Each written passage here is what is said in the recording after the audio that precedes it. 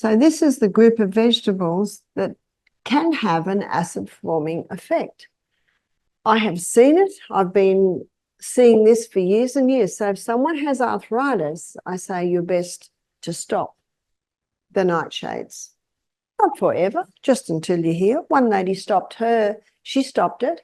In fact, it's a very interesting story. This couple, they retired, and they retired at 65, and they went into an aged care facility. The lady had arthritis. They were unable to look after their house very well anymore. He had a bit of gout, few aches and pains. And so when they retired, their daughter gave them a set of my DVDs. And they used to watch it every night. And they thought, we've got nothing to lose. Let's do it. So they started to implement more exercise, drinking more water. They both decided to ease off their coffees. And they started to have their main meal at 9 and then another one at 3. And within 6 months, the lady's arthritis had gone. Within 6 months, the man's gout had gone. They both lost weight. They both felt fantastic. So they booked themselves out of the aged care facility. Isn't that a wonderful story? They bought a big van. They decided to travel around Australia. And they stopped on northern New South Wales, drove in an hour to Misty Mountain Health Retreat and did a program there. This lady's just smiling the whole time. She said, oh, I can't believe it. She said, I feel better now at the age of, I think by now she was 67, than I felt in my 40s. Such a simple, just the sustain me principles.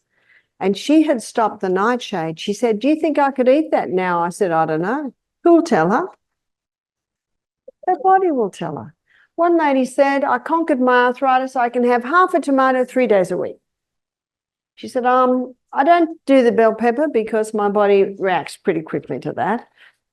Sometimes there's a bit of twinging in the joints. One lady said it repeats on her. Listen to the body. She said a little bit of eggplant now and then, maybe a smaller potato every day. My husband loves potatoes. So you're the doctor. You know what one lady said? I can eat the red bell pepper and not the green. And another lady said, well, I can eat the green and not the red. Another lady said, I can eat the cooked and not the raw. Another lady said, I can eat the vice versa. I love these stories. What are they stories of people doing? They're listening. They're listening. So it was 2021 when I went back to Australia, and everyone says, how did you get into Australia in 2021? It was a miracle. I booked in, I had a flight. They tried to cancel it, but we managed to hold on to it. And they said it was the only seat left for the rest of the year. It was October. Before I got to the airport, a lady gave me a book, and it's called The Plant Paradox by Dr. Stephen Gundry. You've heard of that book? And so when I got to Australia, they handled me as if I had the plague. They put me on a bus that would seat about 60 people, me, myself, and I. This is 2021. And then they took, and I'm texting Michael, they're driving here, because he's saying, where are you? So he followed the bus, and I got to the Wentworth Hotel, so a 5-star hotel.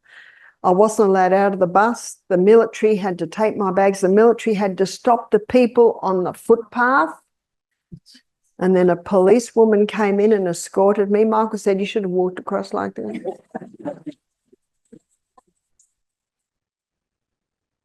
I was put in a room for 2 weeks, and I was not allowed out of that room. Michael said, I thought solitary confinement had been outlawed. Anyway, I'm telling you this because I'm in this room with this book. I started to read the book because I'm an avid reader, and I got really annoyed with the book because he's claiming that the tongue took 20 million years to develop, and this in the food courts, but you know, I'm in a room. So I kept opening the book again. And I'm so glad I read that book. I think God planned it that way. Because the whole book is about lectins.